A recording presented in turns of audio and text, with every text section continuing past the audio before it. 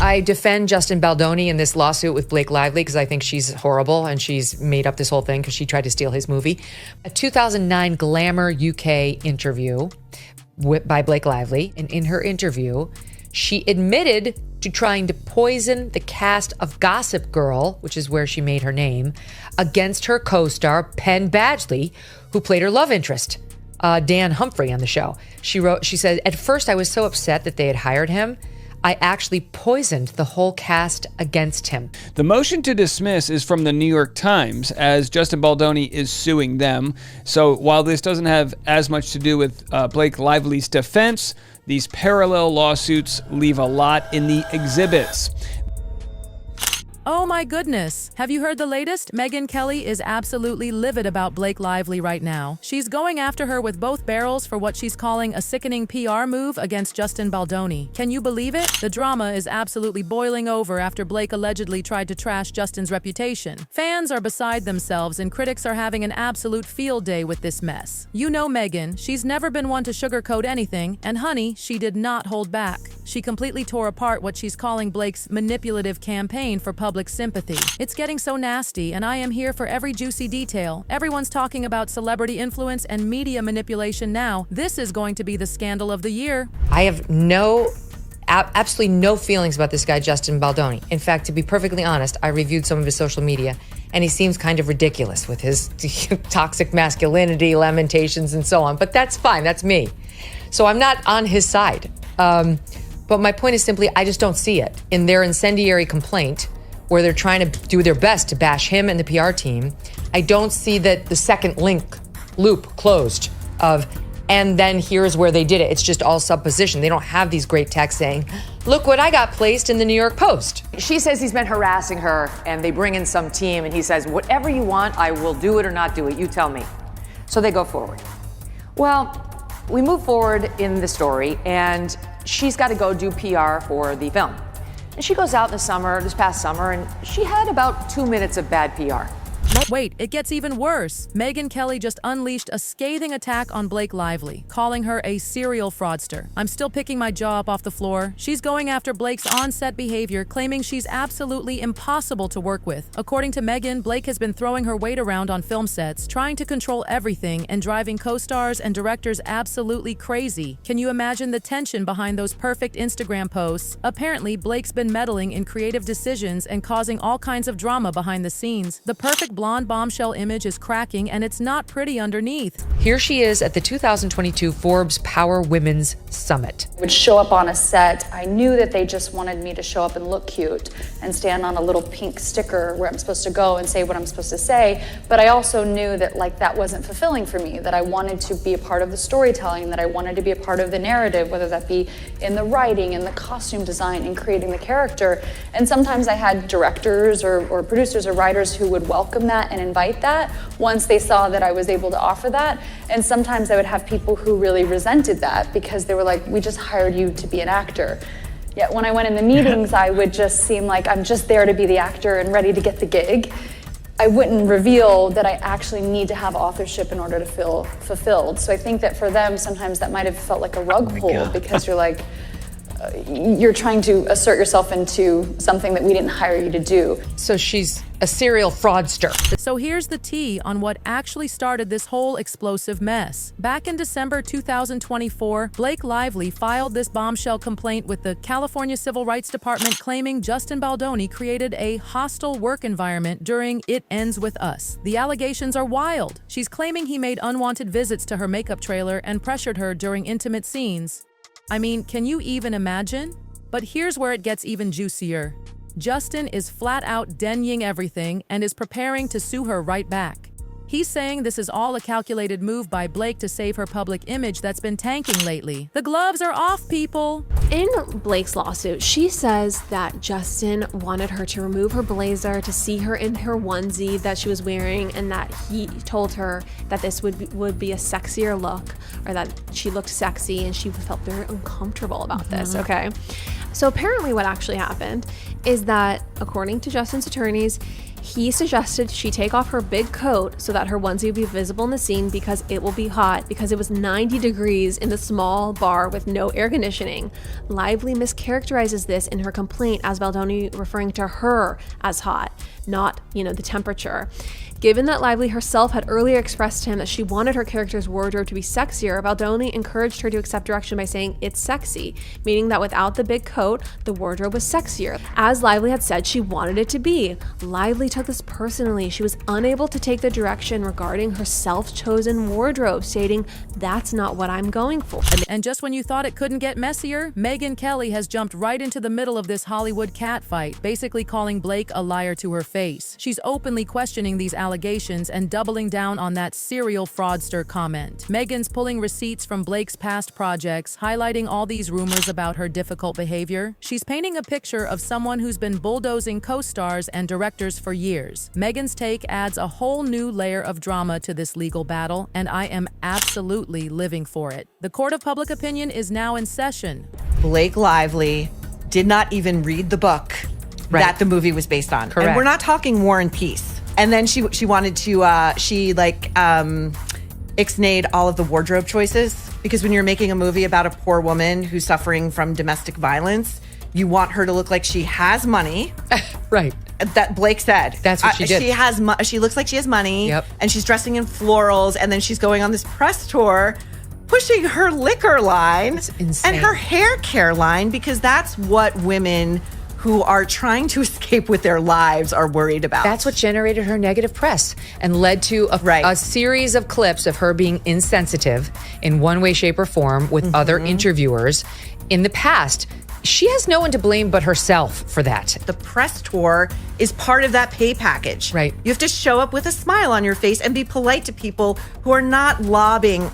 OMG, you won't believe what just leaked. There are text messages floating around between Justin Baldoni's PR head, Jennifer Ale, and some crisis management expert named Melissa Nathan. This is getting so dirty. In one message, Ale supposedly wrote to Nathan, "I think you guys need to be tough and show the strength of what you guys can do in these scenarios." The subtext is crystal clear. They're plotting something major against Blake, and they're not even trying to hide it. This is getting more dramatic than any movie either of them has ever made. Blake Lively included multiple text messages in her lawsuit against Justin Baldoni. Some of these text messages are between two women that Justin hired, one of them being Melissa Nathan, who is a crisis management expert, and publicist Jennifer Abel. In one text from Jennifer to Melissa, she says he wants to feel like she can be buried, referencing Justin and Blake. Melissa tells Jennifer, "You know we can bury anyone." Some of these text messages are very intense. They are referencing unaliving Blake and putting her in a box. In one text, Jennifer says, "I'm having reckless thoughts of wanting to plant pieces this week of how horrible Blake is to work with." In one text from Justin to Jennifer, he asks what their TikTok strategy is, and he asks for them only to start posting clips of him talking about domestic violence and why this movie is so important. It gets even worse. These leaked texts are absolutely damning. Baldoni's team is out for blood, with one message saying he wants to feel like she can be buried. I mean, who says that? Nathan tried to play it cool, saying they couldn't explicitly write, "We will destroy her," but then basically admitted they could with, "Imagine if a document saying all the things that he wants ends up in the wrong hands. You know we can bury anyone. The smoking gun has been found, folks. These Hollywood PR wars are brutal." One text, Jennifer is celebrating how fans are backing up Justin online. In another text, she says, "Fans remain supportive of you and believe the issue of the feud is because she took control of the movie." Melissa says, "The majority of socials are so pro-Justin, and I don't even agree with half of them, LOL." In other text messages, Justin suggests how they might flip the narrative. In this screenshot, Justin sends an article about allegations of bullying against Hailey Bieber. He says, "This is what we would need," basically saying they need people to think that Blake Lively is a bully. This is a lot. Let me know your thoughts down below and follow me for more pop culture news. Despite all this insane drama swirling around her, Blake is trying to act like everything's just peachy. She just showed up at South by Southwest for her new film Another Simple Favor premiere, all smiles and gratitude. She actually had the nerve to say she could feel the love amidst all this chaos. Is she living in an alternate reality, or is this the ultimate power move? Either way, she's determined to keep her public image sparkling while this legal nightmare unfolds behind the scenes. That's called fraud. When you pretend you want to do the one thing and you'll do the thing they're hiring you for. But all along, you have secret plans to do something very, very different that's above your pay grade.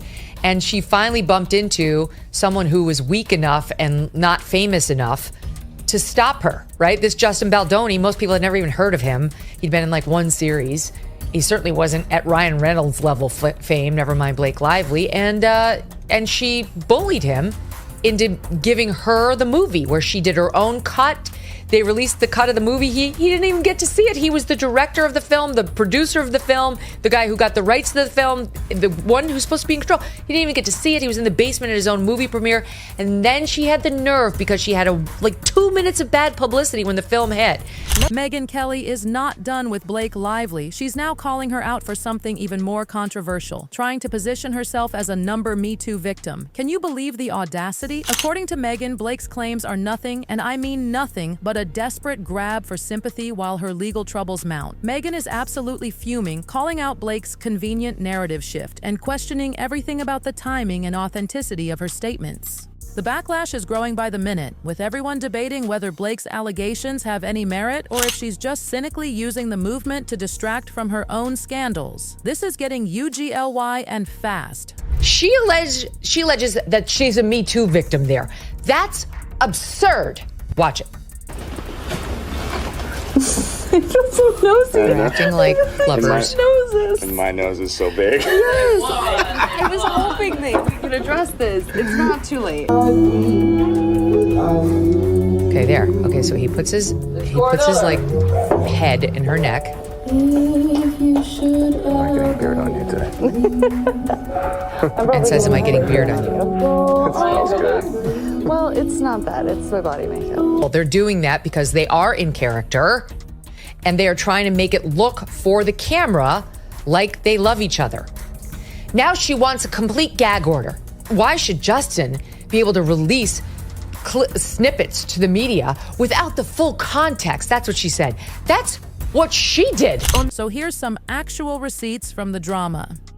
On May 15th, 2023, Blake and Justin were texting about script changes for her character Lily Bloom in It Ends With Us. Blake wanted to make her character stronger and more playful, supposedly to boost the chemistry between Lily and Ryle Kincaid, Justin's character. But reading between the lines, was she really just trying to steal the spotlight? Every actor wants more lines and better scenes, but how far was Blake willing to go? The plot thickens. Here is a text exchange between Blake Lively and Justin Baldoni during the filming of It Ends With Us. Hey Blake, did you rewrite Lily's lines for today's scene? Oh yeah, nothing big though, just a few changes that I think better portray Lily's thoughts. That's cool, I don't mind, I trust you. Could you just let me know next time in advance? I want as much of a woman's perspective as possible. So do your thing, I just want to be kept in the loop. So Ryle is reacting to the right lines when we film. Gotcha. Don't worry, you're still the director. No need to snap at me.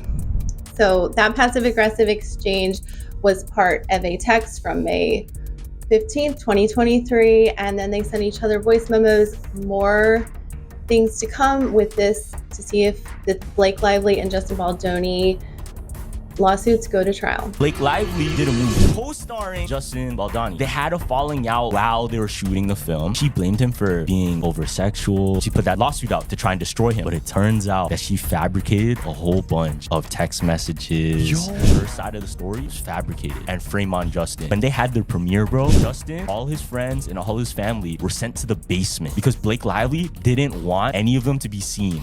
As if it was just her night and her movie. Yeah. Now, there's a theory. It wasn't just Blake Lively suing Justin. It was also Ryan Reynolds. In Deadpool, Ryan Reynolds put in a character to make fun of Justin Baldoni. It was nice pull. They made that character to try and make fun of him, bro. Some of the theories are saying...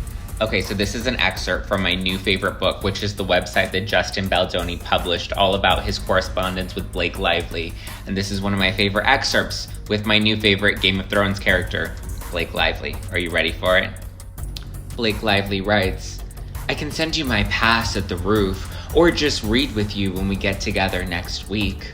Let me know what you prefer, smiley face. If you knew me in person longer, you'd have a sense of just how flirty and yummy the ball busting would play. It's my love language, spicy and playfully bold. never with teeth. And him serving it back to her is just as important. You don't usually see both the man and the woman with such agency and humor. Anyway, I can act it out for you next week to make sure it comes through. Or I can send it now. Let me know what you prefer. XX. To which Justin Baldoni responded, "Sorry, I was just crying my eyes out as kids and family just left for another 5 weeks and it was a shit show. Heart emoji, heart emoji, heart emoji." Bombshell internal communications just leaked. Justin was absolutely seething behind the scenes. In private messages, he vented, "Everyone knows how I feel about all this and how angry I am that Blake has taken over our film and somehow rewrote a movie we spent years developing, writing, and funding." But here's the kicker. Despite being furious, Justin basically surrendered. He wrote, "I am going to give her 98% of what she wants. I'm sure none of us have the energy to fight anymore." Can you feel the resignation and defeat? Years of work, and Blake just swoops in and takes over? The power dynamics in Hollywood are wild. She allegedly also inserted herself into the editing room, would have pages of notes, would have the editors fly to her so she could continue making revisions for her own cut. And when she was unhappy, she had the editor and a composer fired from the film. And even though they tested her edit versus Baldoni's edit in front of audiences, and Baldoni's edit ranked higher, she demanded that Sony release her version of the film. She even tried to bully her way into getting a PGA mark, which is a coveted credit for producers, which Baldoni and Jamie Heath were absolutely against. So much so that they still wrote the letter, but also sent a copy to their attorney saying that this letter was written and signed under duress. This feud has exploded into an all-out legal war. Justin is suing Blake, her husband Ryan Reynolds, and their publicist Leslie Sloan for a jaw-dropping $400 million. The charges? Defamation, extortion, and invasion of privacy. Justin's claiming Blake completely hijacked the production process and undermined the entire creative team's work. His attorney, Brian Friedman, says they have an overwhelming amount of untampered evidence showing how Blake and her team tried to destroy Justin by leaking edited and fake information to the media. This isn't just Hollywood drama anymore. This is career-ending stuff. Media. This was a sinister PR move. Blake Lively then moved 11 days later to file a lawsuit. So now she has filed a lawsuit, and I don't think she ever wanted to do this. I think she genuinely wanted this to be a PR move, and she wanted to leak it to the New York Times. She thought the public would take her side with no questions asked. And instead the public is saying, no, we have a few questions here. And Justin Baldoni is going all the way to the wall on this. His lawyer is already giving interviews explaining just how nasty her team has played this. The lawyer's name is Brian Friedman. He stopped by the Megyn Kelly show. And here's some of the things that he had to say. First, he says, there used to never be a sexual claim. There never was a sexual claim until she went to that civil rights office. Take a listen. There was actually no allegation of sexual harassment until the lawsuit was filed. I was lucky to be able to be involved in so many different aspects of this movie, not just on screen. On screen is the smallest amount of work that I did in this film, to be honest. I took the relationships with my mother or my sisters or my children and my feelings, and I mean it's all over this film. And in ways that nobody will ever know, and I'll never tell anybody. But when I sit in that theater with my loved ones, they see themselves all over this film. Moments we've had together, things we've said to each other, and I think that's why I feel so proud, and it's so personal to me. So Blake waited 11 days and then filed her own lawsuit. But the gossip is that she never actually wanted legal action. This was supposed to be a PR masterpiece. Apparently, she thought leaking it to the New York Times would be enough to turn public opinion against Justin with no questions asked. But surprise! The public isn't buying it. People are asking questions, and Justin is fighting back with everything he's got. His lawyer, Brian Friedman, is already giving interviews and dropping bombshells left and right. Friedman claims there was never a claim until Blake went to the civil rights office. Listen to this. There was actually no allegation of until the lawsuit was filed. Justin is taking this extremely personally. He poured his heart and soul into this film.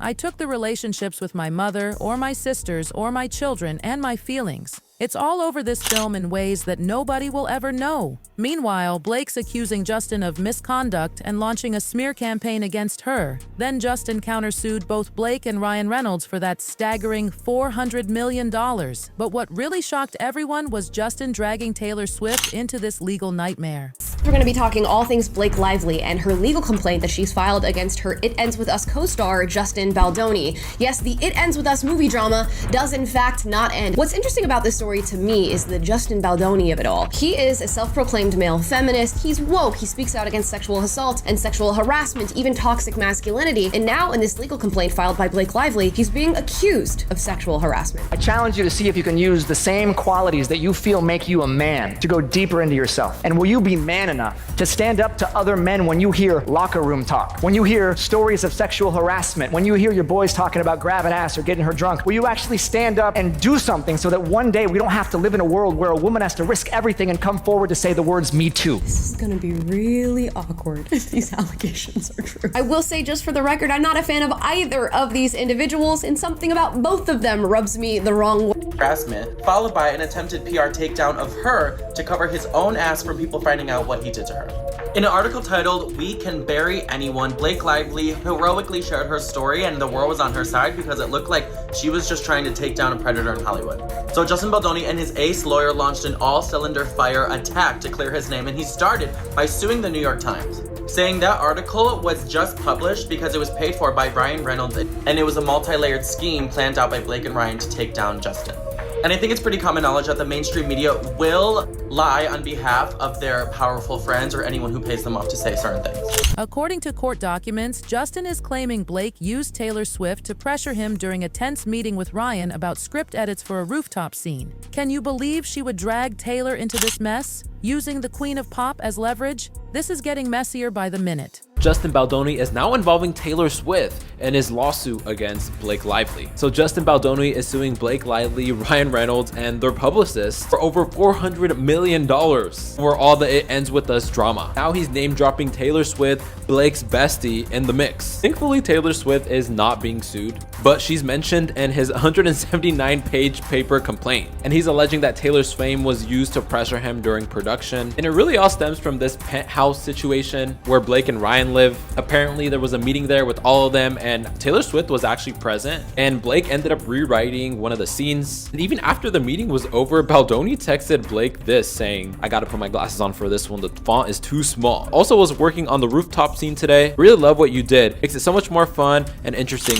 The lawsuit includes even more damning communications between production team members who were clearly frustrated with Blake's behavior. In one exchange, a producer warned that if Justin gave Blake too much control, she would basically become a co-director. The producer didn't mince words. He cannot let her have opinions on everything or she's going to be co-directing the film.